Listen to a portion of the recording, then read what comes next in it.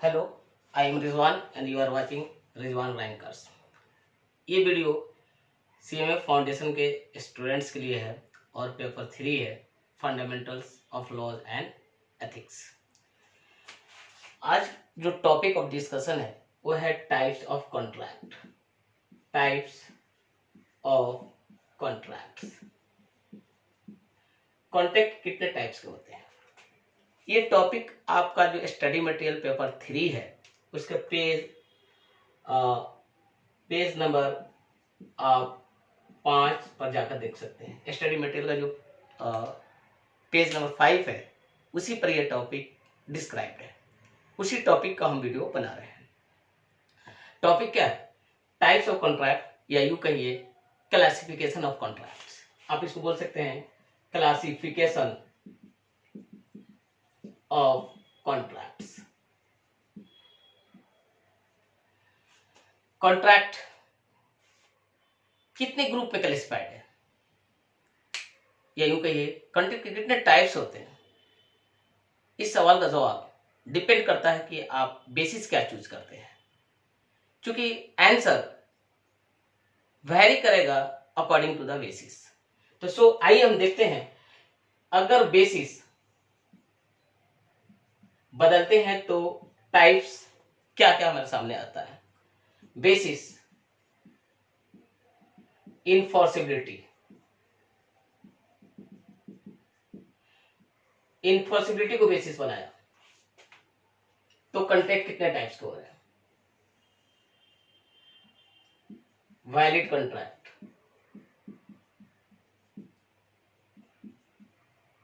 Wide contract,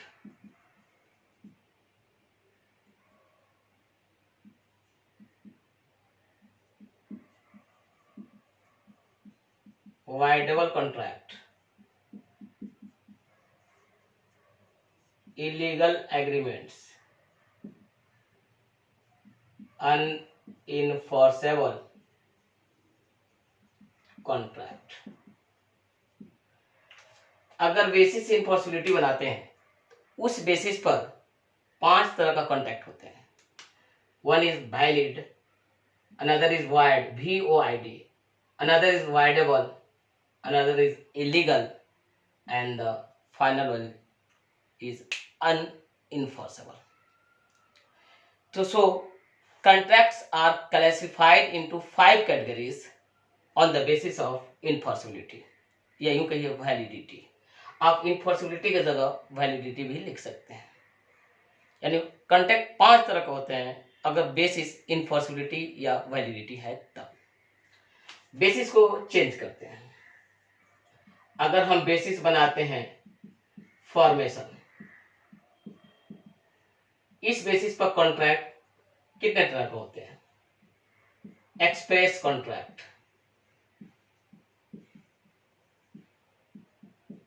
implied contract, quasi contracts and e-commerce contracts. यानी अगर basis formation है तो कॉन्ट्रैक्ट 4 तरह का है: express contracts, implied contracts, quasi contracts and e-commerce contracts. Basis अगर इनफॉर्सिबिलिटी है तो कॉन्ट्रैक्ट 5 तरह के होते हैं: valid contract, void contract, voidable contracts, illegal agreements, and of course unenforceable contracts। अगर बेसिस परफॉर्मेंस रखते हैं तब क्या होगा? एग्जीक्यूटेड कॉन्ट्रैक्ट,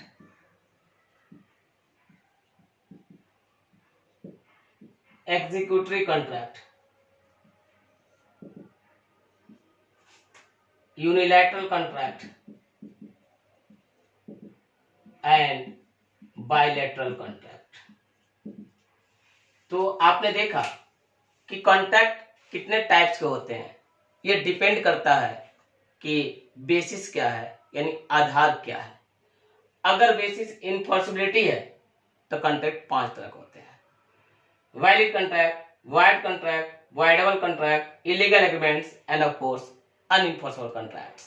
आप illegal contract नहीं कह सकते हैं, हम illegal के साथ agreement वर्ड यूज करते हैं, न कि contract वर्ड यूज करते हैं। अगर बेसिस फॉर्मेशन है, यानी कॉन्ट्रैक्ट बनाया कैसे जाता है, मोड ऑफ फॉर्मेशन, तो फॉर्मेशन के आधार पर कॉन्ट्रैक्ट चार कैटेगरी में बटे हुए हैं: express contract, implied contract, quasi contract end of course e commerce contracts. अगर बेसिस परफॉर्मेंस है तो कॉन्ट्रैक्ट चार तरह का है: executive contract, executive contract, unilateral contract end of course bilateral contracts.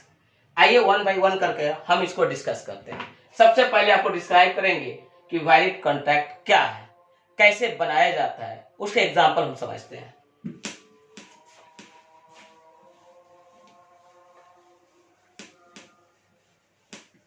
Valid contract यानी ऑन द बेसिस ऑफ इनफॉर्सिबिलिटी यानी validity. आपने देखा कि कॉन्ट्रैक्ट पांच तरह के होते हैं। One is called valid contract, another is called wide contract, another is called voidable contract, another is called illegal agreements and another is called unenforceable contracts. पहला valid contract, valid contract। अब contract सबसे पहले ये देखेंगे कि valid contract का concept क्या है। What is the concept of a valid contract, यानी अगर कॉन्ट्रैक्ट वैलिड है तो इसका क्या मतलब है, what is the meaning of a valid contract. तब ये देखेंगे आखिर एक कॉन्ट्रैक्ट वैलिड कैसे बनता है, और इसका एक एग्जांपल से हम एक्सप्लेन करने का कोशिश करेंगे। A contract that is enforceable by law, enforceable by law at the option of both parties, at the option of both parties thereto, is called a valid contract. And a contract that is enforceable by law at the option of both parties thereto is called a valid contract। यानी एक contract जो law के द्वारा enforceable है at the option of both parties thereto, यानी एक contract में कितने पार्टीज होते हैं, दो पार्टीज होते हैं, और दोनों पार्टी के ऑप्शंस पर अगर ये कॉन्ट्रैक्ट इन्फोर्सेबल है तो इस तरह का कॉन्ट्रैक्ट को हम लोग वैलिड कॉन्ट्रैक्ट कहते हैं। यानी किसी भी कॉन्ट्रैक्ट को वैलिड के कैटेगरी में आने के लिए उसके लिए पहला कंडीशन ये है कि वो इन्फोर्सेबल बाय लॉ होना चाहिए। दूसरा कंडीशन ये है at the option of both parties, यानी दोनों पार्टी उसको इन्फोर्स कर सके। अब सवाल उठता है कि इन्फोर्सेबल बाय लॉ का मतलब क्या होता है।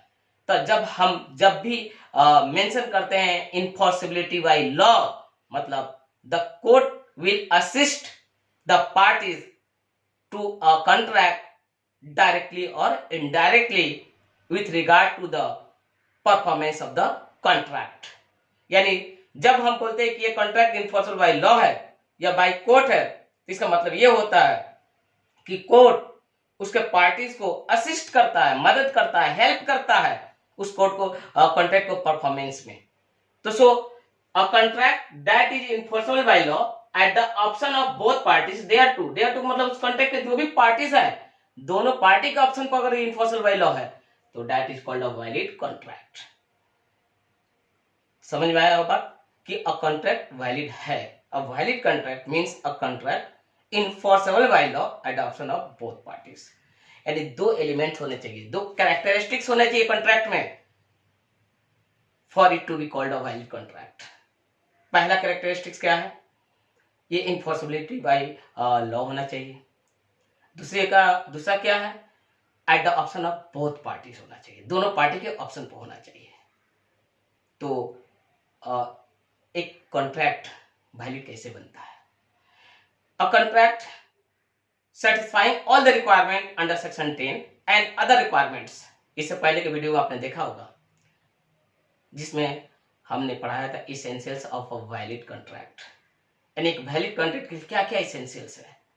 उसके लिए आपने सेक्शन 10 देखा होगा, an agreement, competent parties, free consent, lawful object, lawful consideration, not expressly declared to be void, two parties, intention to create legal obligations, other formalities, certainty of meaning, possibility of performance.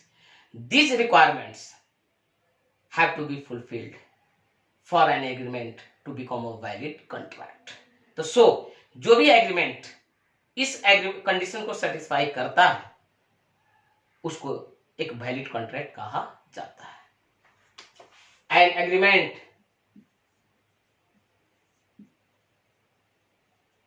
satisfying all the requirements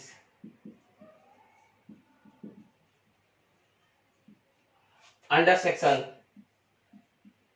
10 and other requirements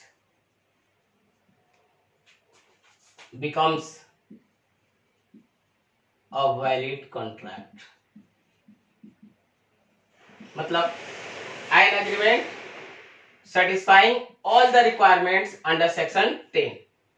section 10 का जो भी requirements है और other requirements, section 10 में आपने देखा कि 6 requirements है, उसके अलावा 5 अदर रिक्वायरमेंट्स है. इन सब रिक्वायरमेंट्स को जो एग्रीमेंट सेटिस्फाई करता है वो एक वैलिड कॉन्ट्रैक्ट बन जाता है. सपोज कीजिए कि मोहन और सोहन के बीच में एक वैलिड कॉन्ट्रैक्ट है, यानी Mohan and Sohan have a valid contract between them. Now this contract is enforceable by law at the option of Mohan if there is a breach on the part of Sohan और vice versa.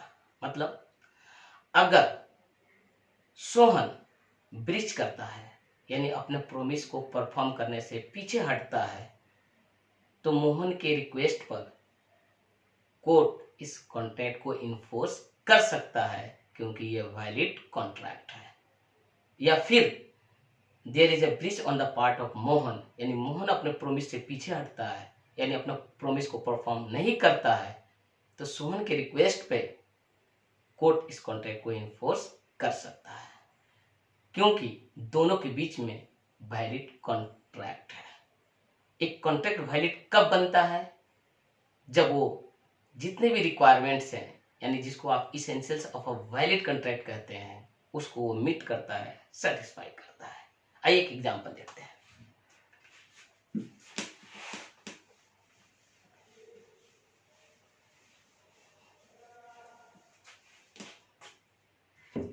For example,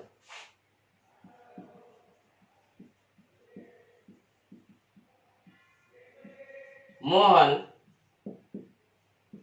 and Sohan have a valid contract between them. यानी मोहन और सोहन दो party है, एक मोहन है एक सोहन है, उसके बीच में कैसा कॉन्ट्रैक्ट है? वैलिड कॉन्ट्रैक्ट है. This contract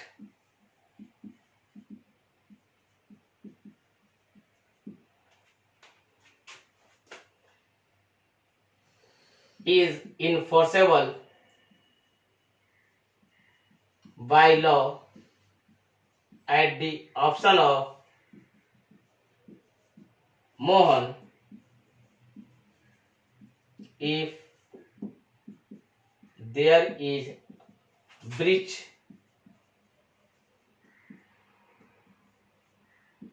on the part of Sohan and vice versa.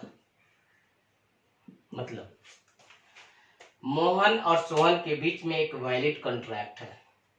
This contract is enforceable by law at the option of Mohan, यानी मोहन इसको इन्फोर्स करवा सकता है कोर्ट के through if there is a breach on the part of Sohan. अगर सोहन के द्वारा breach होता है, तब ब्रीच का मतलब होता है एक प्रोमिसर अपना प्रोमिस को फुलफिल नहीं करता है. तो इस कॉन्ट्रैक्ट में अगर सोहन कमिट्स अ ब्रीच यानी if he fails to perform his promise, then this contract can get enforced by court at the option of Mohan या वाइस वर्सा। अगर मोहन ब्रीच करता है तो सोहन इसको इन्फोर्स करा सकता है कोर्ट में जाकर, क्योंकि दोनों के बीच में एक वैलिड कॉन्ट्रैक्ट है। अब वैलिड कॉन्ट्रैक्ट का कंसेप्ट ये है कि ये कॉन्ट्रैक्ट लॉ के द्वारा इन्फोर्सेबल होता है दोनों पार्टी के ऑप्शन पर, यानी दोनों में से कोई भी पार्टी इस कॉन्ट्रैक्ट को इन्फोर्स करा सकता है अगर दूसरे पार्टी की तरफ से ब्रीच होता है तब। तो so a contract that is enforceable by law at the option of both parties thereto. जब कोई कॉन्ट्रैक्ट लॉ के द्वारा इन्फोर्सेबल हो, दोनों पार्टी के ऑप्शन पर हो, तो उस कॉन्ट्रैक्ट को वैलिड कॉन्ट्रैक्ट कहते हैं। A contract satisfying all the requirements, all the conditions under section 10 and other requirements becomes a valid contract। यानी एक एग्रीमेंट में वो सब एलिमेंट्स मौजूद हो, वो सब इसेंशियल्स मौजूद हो, वो सब रिक्वायरमेंट्स मौजूद हो जो कि सेक्शन 10 कहता है और अदर रिक्वायरमेंट्स जो कि कोर्ट कहता है, तो वो एग्रीमेंट एक वैलिड कॉन्ट्रैक्ट का रूप ले लेता है। मसलन अगर किसी एग्रीमेंट के पार्टीज कॉम्पिटेंट है, कॉम्पिटेंट टू कॉन्ट्रैक्ट है, उनका कंसेंट फ्री है, उस एग्रीमेंट का ऑब्जेक्ट लॉफुल है, कंसिडरेशन लॉफुल है, वो एग्रीमेंट उस लिस्ट में नहीं है, उन एग्रीमेंट के लिस्ट में नहीं है जो agreement expressly declare to be void है, उस एग्रीमेंट का पार्टी का इंटेंशन लीगल ऑब्लिगेशन क्रिएट करना का है, यानी वो एग्रीमेंट लीगल ऑब्लिगेशन क्रिएट करता हो, अदर फॉर्मेलिटीज को फुलफिल करता हो, उसका मीनिंग सर्टेन हो, उसको परफॉर्मेंस पॉसिबल हो, तो उस एग्रीमेंट को एक वैलिड कॉन्ट्रैक्ट कहा जाएगा। तो आपको वैलिड कॉन्ट्रैक्ट समझ में आया होगा। अब आगे मूव करते हैं वॉइड कॉन्ट्रैक्ट की तरफ।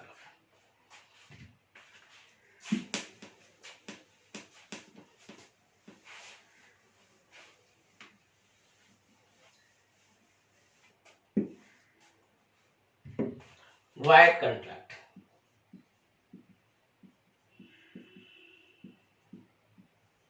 section 2J।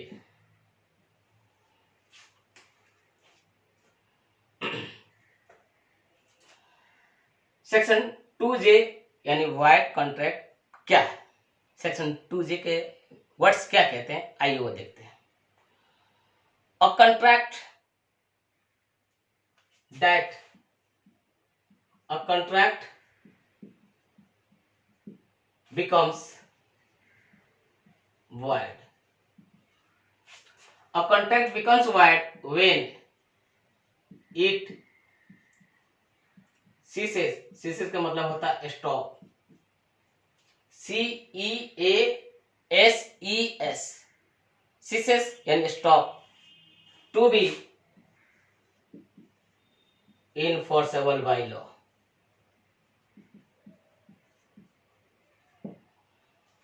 ये section 2 clause J of Indian contract act 1872 के वर्ड्स हैं।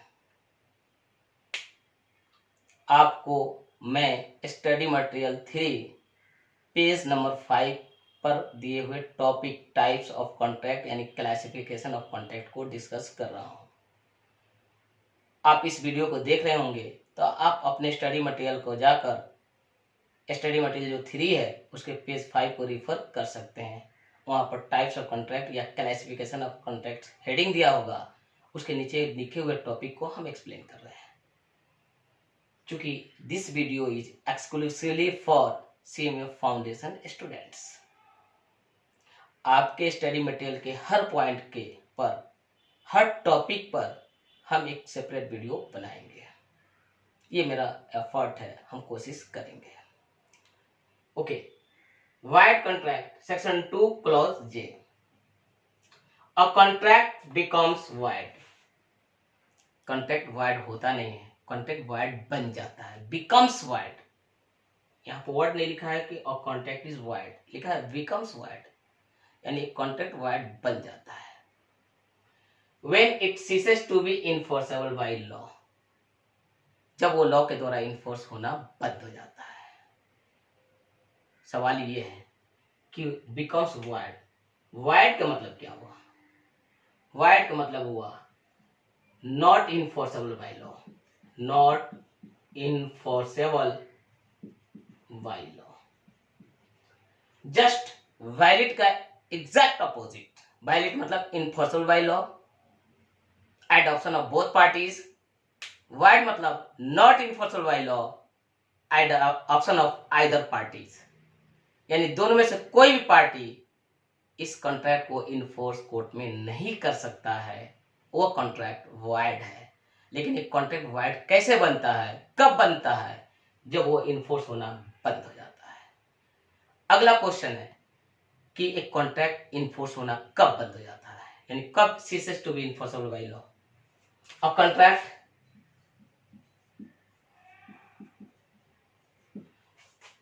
ceases stop to be enforceable by law when it becomes impossible to perform due to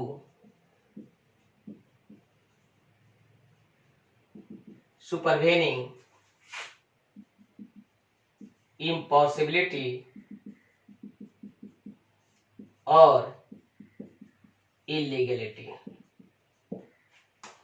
देखिए, आपसे कोई पूछता है कि वाइड कॉन्ट्रैक्ट क्या है, एक सिंपल आंसर इस क्वेश्चन का, a contract not enforceable by law is a void contract. जो कॉन्ट्रैक्ट लॉ के द्वारा इनफोर्सेबल नहीं है वो वाइड है। वैलिड कॉन्ट्रैक्ट क्या है? जो कोर्ट के द्वारा इनफोर्सेबल है वो वैलिड है। फिर सवाल उठ गया कि इनफोर्सेबल बाय लॉ का मतलब क्या है? तो जो एग्रीमेंट या कॉन्ट्रैक्ट इनफोर्सेबल बाय लॉ होते हैं उनको कोर्ट उनके पार्टीज को असिस्ट करता है डायरेक्टली या इनडायरेक्टली अपने प्रोमिस को फुलफिल करने में। लेकिन जो एग्रीमेंट या कॉन्ट्रैक्ट इनफोर्सेबल बाय लॉ नहीं होते हैं उसके केस में कोर्ट किसी भी पार्टी को डायरेक्टली या इनडायरेक्टली कोई असिस्टेंस प्रोवाइड नहीं करता है with regard to the performance of the contract या agreement. So a void contract is a contract not enforceable by law. हमसे कोई पूछा कि वाइड कॉन्ट्रैक्ट मीन्स, हमने बोला a contract not enforceable by law, एक ऐसा कॉन्ट्रैक्ट जो लॉ के द्वारा इनफोर्सेबल नहीं है, वाइड कॉन्ट्रैक्ट है। लेकिन एक फर्दर क्वेश्चन अराइज हो गया, contract means an agreement enforceable by law. Section 2 और क्लॉज H क्या कहता है? An agreement enforceable by law is a contract. तो अगर इसको हटा दे देखते हैं तो ऐसा एग्रीमेंट जो लॉ के द्वारा इनफोर्सेबल है, और जब वाइड आ जाता है तो फिर नॉट इनफोर्सेबल है, तो फिर कंफ्यूजन अराइज हो जाता है। वाइड करता है नॉट इनफोर्सेबल, अब कॉन्ट्रैक्ट का meaning under section 2 clause H कहता है इनफोर्सेबल बाय लॉ। तो इस बात को समझने के लिए आपको सेक्शन 2 क्लॉज J को देखना पड़ेगा।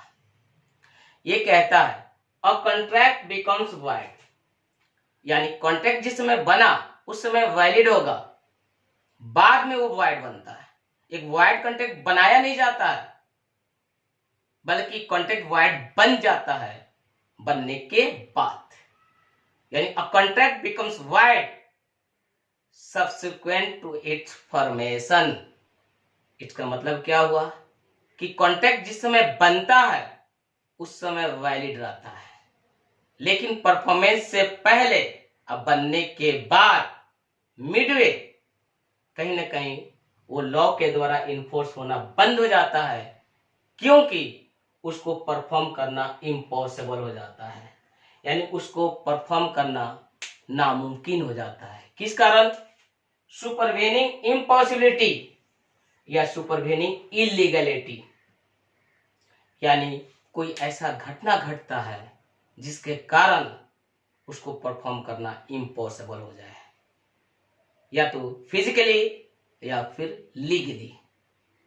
तो जिस समय वो परफॉर्म करना इम्पॉसिबल हो जाता है, at that moment we say that the contract has become void, contract void हो चुका है। मतलब अब बात क्लियर हो गया होगा कि वैलिड कॉन्ट्रैक्ट और वॉइड कॉन्ट्रैक्ट। यानी वॉइड कॉन्ट्रैक्ट मतलब a contract not enforceable by law. Section 2J कहता है a contract becomes void when it ceases, ceases मतलब stop to be enforceable by law. जिस समय लॉ के द्वारा इन्फोर्स होना बंद, कॉन्ट्रैक्ट वॉइड। लॉ के द्वारा इन्फोर्स होना कब बंद हुआ? A contract ceases to be enforceable by law when it becomes impossible to perform, यानी उसके टर्म्स को परफॉर्म करना, फुलफिल करना अब ये नामुमकिन हो गया पार्टी के लिए, वो पॉसिबल ही नहीं है। क्योंकि सुपरवेनिंग मतलब आफ्टर वो इम्पॉसिबिलिटी और इलीगलिटी, यानी ऐसा घटना घटा जो उसको लीगली और अदरवाइज उसको परफॉर्म करना इम्पॉसिबल कर दिया। इसको एक एग्जांपल से और क्लियर हम करने का कोशिश कर रहे हैं। तो आप एक बात समझ लें, एक वॉइड कॉन्ट्रैक्ट बनाया नहीं जाता है। कॉन्ट्रैक्ट बनता है तो वैलिड ही बनता है, लेकिन बनने के बाद अब परफॉर्मेंस से पहले, यानी midway between formation and performance, कहीं ना कहीं ऐसी कोई घटना घटती है जो कि पार्टी के कंट्रोल से बाहर होता है और पार्टी का उसमें कोई इन्वॉल्वमेंट नहीं होता है।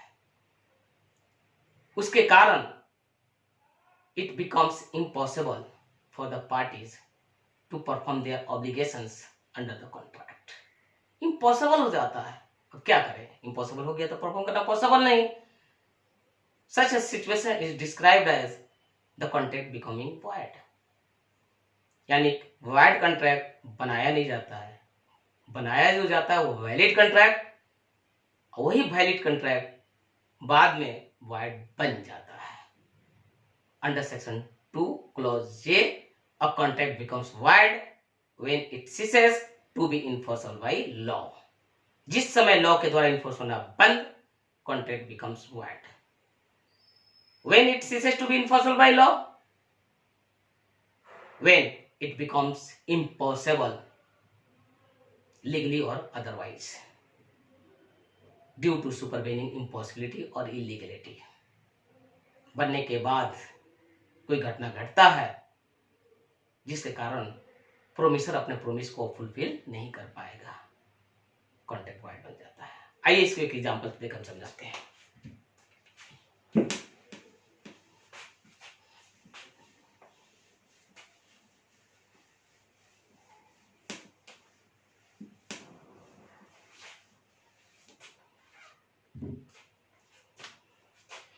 तो वॉइड का मतलब, वॉइड कॉन्ट्रैक्ट मतलब not enforceable by law,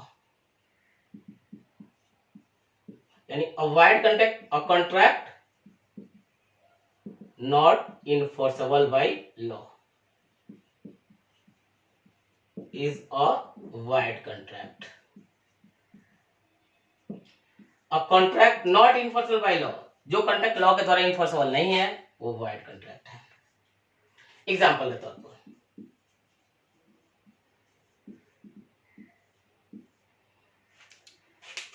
Mohan agrees to draw a painting for Sohan for ₹10,000 in the next 10 days. Mohan agrees to draw a picture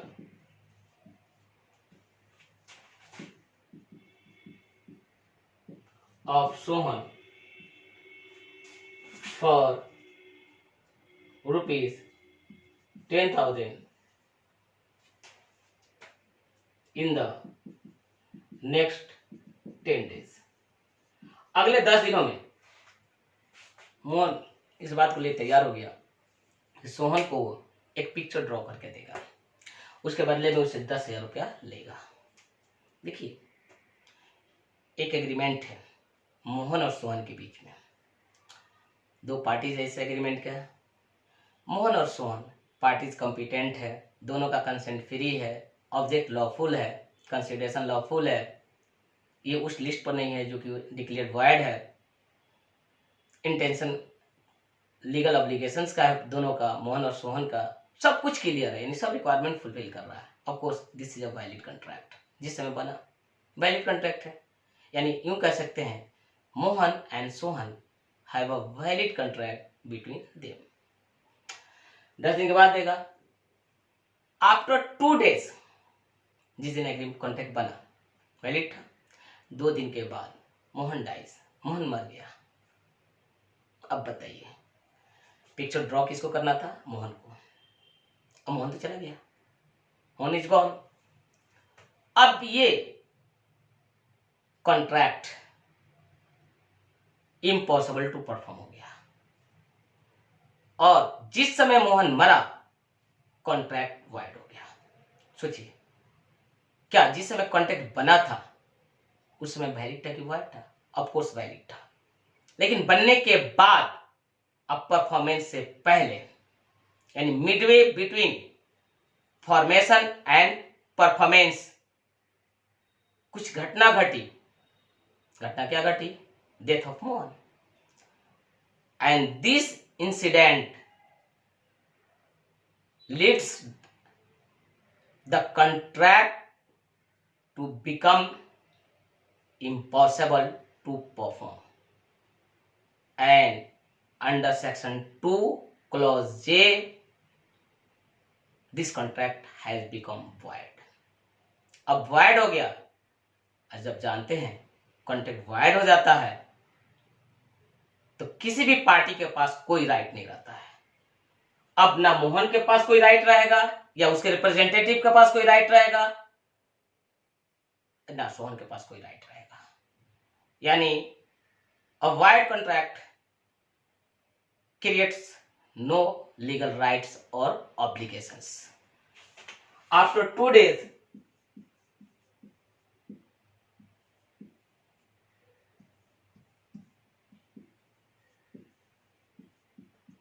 Mohan dies. On the death of Mohan,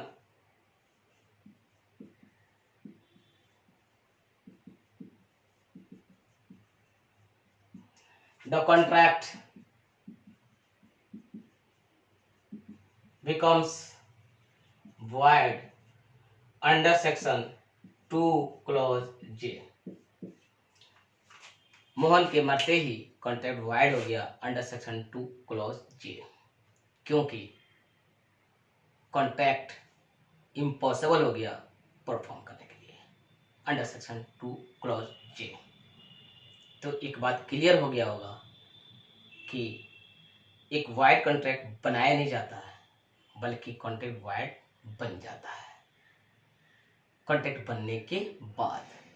और contract is valid when made, but subsequent to its formation it becomes void because it becomes impossible to perform due to supervening impossibility और illegality। जैसे कि यहाँ हुआ, मोहन मर गया, perform करना impossible हो गया, कॉन्ट्रैक्ट वाइड हो गया। और याद रखिए, जब कॉन्ट्रैक्ट वाइड हो जाता है तो किसी भी पार्टी के पास कोई लीगल रेमेडी अवेलेबल नहीं रहता है, यानी किसी भी पार्टी के पास कोई भी legal rights under that contract नहीं रहता है। तो आई होप आज का टॉपिक आपको समझ में आया होगा। अगर किसी तरह का डाउट है, कंफ्यूजन है, then you can contact me on my WhatsApp, जो कि डिस्क्रिप्शन में ऑलरेडी दिया हुआ है। If you want me to clarify any points, you are free to contact me on my WhatsApp given in the description. और finally अगर video आपको अच्छा लगा होगा तो I would request you to subscribe my channel and of course like and share. Thank you.